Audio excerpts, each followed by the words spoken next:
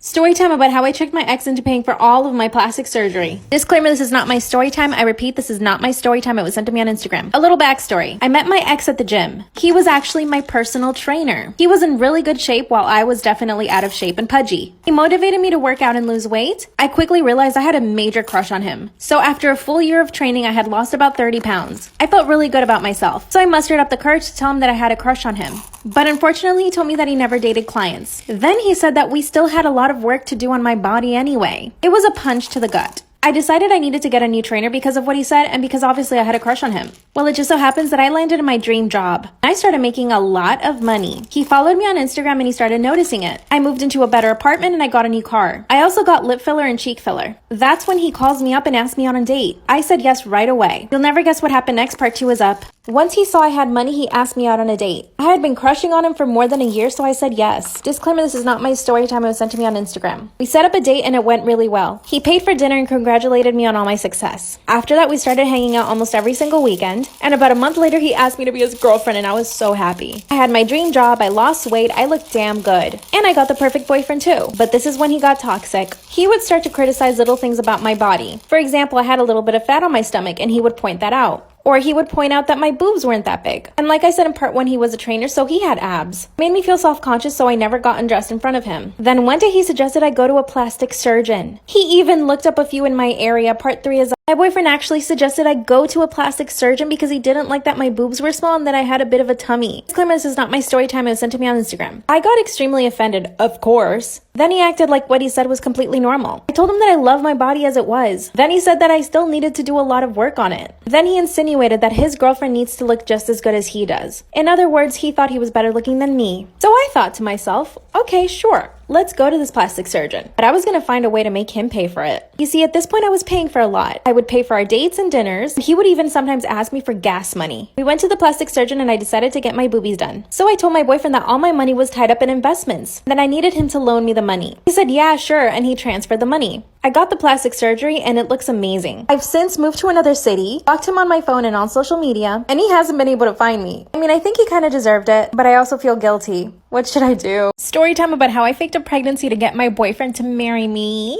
Disclaimer, this is not my story time. It was sent to me on Instagram. Okay, this is super embarrassing and I did get in trouble for this, so strap in. He's now my ex because of course he dumped my ass. He and I met in college and we were totally in love. Like, we spent every single day together and we moved in together really fast. We even stopped going to parties just to be together. About 3 years into the relationship, I told him that I definitely wanted to get married. He told me that he just wasn't ready. Then everything got really bad. He became really cold towards me. When I confronted him about it, he was honest and he told me that he just didn't love me anymore. Then he moved out and literally cut me out of his life. Even his parents told me to leave him alone. So there's a pregnant girl working at the coffee shop I usually go to. I paid her $600 to pee on a pregnancy stick. I knew this was the only way I was going to get him to marry me. I show up to my boyfriend's house, but guess who's there? He's with his ex-girlfriend sitting on the couch watching a movie. That's when I willed myself to cry and I show him the pregnancy test. Part 2 is up. So I show my ex the fake pregnancy test so that he can marry me. Disclaimer, this is not my story time. It was sent to me on Instagram. Mind you, his ex is sitting on the couch waiting for him to come back so that they can finish watching their stupid movie. And when he saw that the test was positive, he started to cry.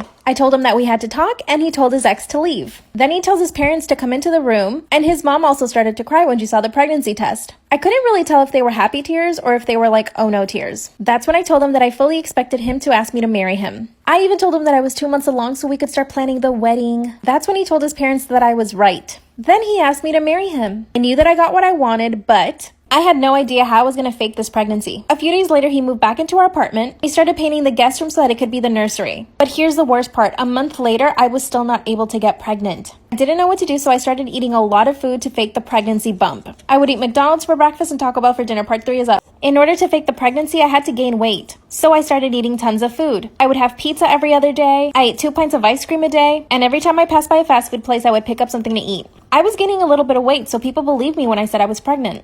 Finally, the wedding came around. I was so relieved once we were married because I knew I had to eventually go to the doctor. And I had decided that once the doctor said that I wasn't pregnant, I would put on a show and pretend that I just lost the baby. Well, when it finally happened, my husband straight up asked me if I made it all up. And I told him yes. It literally took him 1 hour to move out of the apartment. He went straight to get a restraining order, and my parents sent me to a psychiatrist. But you see, we're still married. He hasn't filed for divorce, so I think I should reach out to him. I know he and I will end up together. What do you guys think? Story time about how I caught my husband with his best friend in bed. who, by the way, is a guy. Disclaimer, this is not my story time. It was sent to me on Instagram. I knew that my husband was bi before we got married, and it never bothered me. In fact, that's how we met. A few years ago, I was dating this guy, and we had an open relationship, and he would tell me about this other guy that he was hooking up with. Well, he introduced me to his male friend, and we actually ended up hooking up. A few months later, we became boyfriend and girlfriend, and a few years later, we got married. So I always knew my husband was bi. Here's when his best friend comes into the picture. Let's call him Kenny. Kenny's been best friends with my husband for over 7 years. They've known each other longer than I've known my husband. But get this, Kenny is also married. Kenny would sometimes sleep over our house when it was really late. A few weeks ago, he slept over. I went to bed, but at 4 in the morning, I wake up and my husband is not in bed. So I go looking for him and I hear a noise coming from the guest bedroom. I walk in and see that my husband is tied to the bed. Guess what they were doing? Part 2 is up. I see my husband is tied to the bed and his best friend Kenny is doing things to him. Disclaimer, this is not my story time. It was sent to me on Instagram. I was so shocked I ran to the toilet and vomited. Kenny went straight to put on his clothes, but my husband was still tied to the damn bed. Before Kenny could start untying him, I straight up started punching my husband in the face, the chest, the neck. I felt uncontrollable rage for the first time. This whole time that I thought they were just best friends, my husband and his male best friend Kenny are hooking up behind my back. Here's when I really started to lose control. Kenny tried to pull me off of my husband, so I noticed that they had a bunch of candles lit. So I grabbed 2 candles and threw them straight at Kenny's head. One of them missed, but the other one got him. So Kenny grabbed his phone and started calling 911. Mind you, my husband is still tied to the bed at this point. Then I grabbed another candle and poured all the hot wax on top of my husband's you-know-what. Part 3 is up. My husband is tied to the bed, so I grabbed the candle and poured all the hot wax on his you-know-what. Disclaimer, this is not my story time. It was sent to me on Instagram. Kenny has already called the police at this point and they are on their way. I'm still in blind rage and my husband is still tied to the bed. That's when Kenny grabs me by the hair, takes me to the bathroom and throws me into the tub. I landed on my arm and actually broke it. He goes to untie my husband and that's when the police knock on the door. Well, guess what? They arrested me for assaulting my husband. I sat in a jail cell for 6 hours before my husband came to bail me out. Of course, he apologized and said he would drop the charges. Apparently, Kenny asked his wife for a divorce and is demanding that my husband and I get divorced because he wants to be with my husband. My husband basically said that he doesn't know who to choose, me or him. I really do love my husband. What do I do? What it's like to be an actress in LA Part 2. This is a disturbing one, so please hold on. It is 2016. I had made quite a bit of money that year. I booked a Google commercial, Wells Fargo, Best Buy commercial. I was making money. I decided to go to Urban Outfitters, try on some dresses, treat myself. And I noticed this guy keeps staring at me as I'm shopping. And when a guy stares at you when you're shopping, you know that's not cool. Oh my God, just chill, bro. I stare at him back, whatever. I continue to shop. I exit with my little Urban Outfitters bag. And he begins to shout at me. He basically followed me out and he's just shouting. He's like, hey, are you an actress? And then I look at him and I'm like, yeah, everyone in LA is an actor. And he's like, okay, I want to take pictures of you. I'm a photographer. I'm also a showrunner. A showrunner is basically someone who decides which TV shows are going to be in the network season, which is a pretty good job. And I say, okay, what's your name? So I take out my phone, I Google his name, and it is the person he's claiming to be. Come back for part 2. I pulled out my phone, I Googled him, he was who he said he was. He showed me his website where he had all these shots of his models. All of them were signed to big agencies. And of course, I didn't tell my manager anything. I just gave him my email address. I was like, okay, email me and then we can set up a time. I asked him, do you pay? He's like, no, I don't pay. And I was like, okay, fine. I guess it'll just be for trade. And he begins to email me every single week asking me when we can shoot. I begin to say, I can't. I just had a really bad feeling. If you're a photographer and you're begging a model to shoot for free, it just comes off good. Don't trust people that are like that. I had a feeling and I just should have trusted myself. I guess there's gonna have to be a part 3 because this is a longer story. So, do you think I went by myself? Duh, I did not go by myself. I took my best friend with me, thank heavens, and we proceed to go to his house, which is in Los Feliz. Beautiful house. This guy's a showrunner. He's a millionaire. He's got an amazing house, beautiful Tesla, 2 Teslas. I guess come back for part 3. So we begin to shoot outside by his pool. My best friend is inside working on her laptop and he begins to compliment my facial features. My facial features, nothing terrible. And then he begins to ask me what I do outside for fun, like other than work. And then I said, I like to cook. I like to walk, just random stuff. I didn't want to really chat with this guy. I just wanted to take pictures and get out. And then hopefully, he would remember me for the future for a TV show or for another paying photo shoot. So then he begins to ask me if I'm in a relationship. I wasn't at the time, but I said yes. And then he begins to ask me other things like, Do I masturbate and do I want to fuck outside of the relationship? As soon as he asked me that third question, I got up. I said, you're making me extremely uncomfortable. You know that you're doing that. I want that SD card, and my friend and I are leaving right now. I walk inside to his house, and he begins to say, what are you talking about? I didn't say anything. I didn't say anything. In front of my best friend, like if he hadn't said what he just said. I asked him for the SD card. He said, no, I'm not giving it to you. You guys are gonna have to come back for part 4. Sorry. So he refuses to give us the SD card. I assess the situation. My friend is shouting at him to give us the SD card. He's not budging. Okay, I say, let's go. He could call the police. He could accuse us of doing something when he's the one who's sexually harassing me. Let's just go. We leave. I call my agent on the phone on the way back to my apartment. At this point, I am hysterical. I am crying. I feel like I've been abused. It was an awful experience. He did say other things that I just don't want to say on here that were much more perverted than what I said. My manager, who was a male, obviously I'm not with him anymore, and he's like, oh, this is that showrunner? And I was like, yeah, that showrunner. I want to call SAG-AFTRA. I want to call the police. I want to file a report at the very least. And my manager proceeds to tell me, Esther, like, we can't do anything against him. This guy is too powerful. He's well known in the industry. We can't do anything, and we shouldn't. He basically told me to shut up. Okay? This was right before Me Too started. What did I do? I shut up.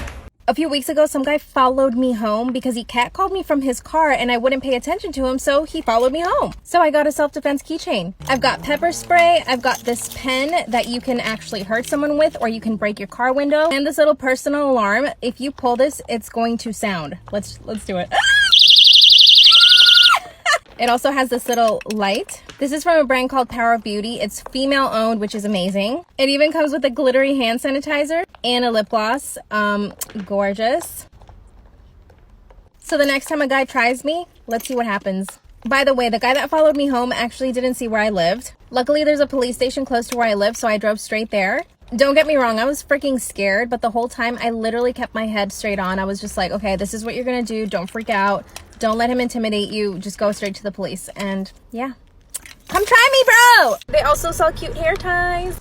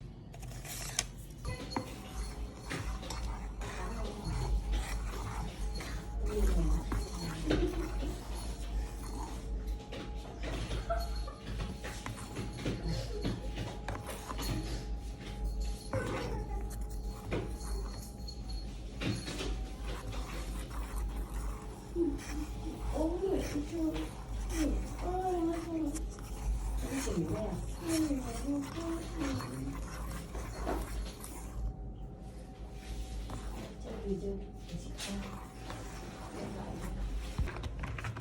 Vậy đó. À, gió đến nỗi mà nó đập đóng cái cửa sổ của em, mà cái cửa sổ kéo ấy chị, chứ không phải là cái cửa sổ ấy đâu. Cái này làm cái gì nó nhiều mà cần thiết tới nữa. Nằm ngửa ra xong rồi múa mắt quay cuồng. Mẹ chị mèo lớn.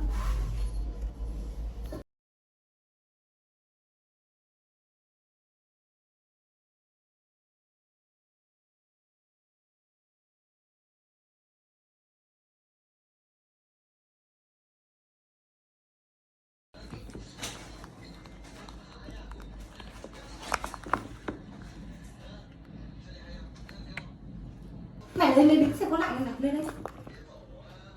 Tao còn nằm đây, tao còn nóng. Nhưng mà tao đứng lên thì tao lại lạnh.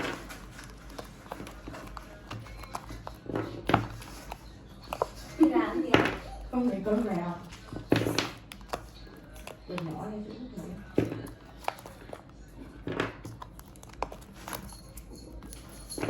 Cả lắm, đây mà có làm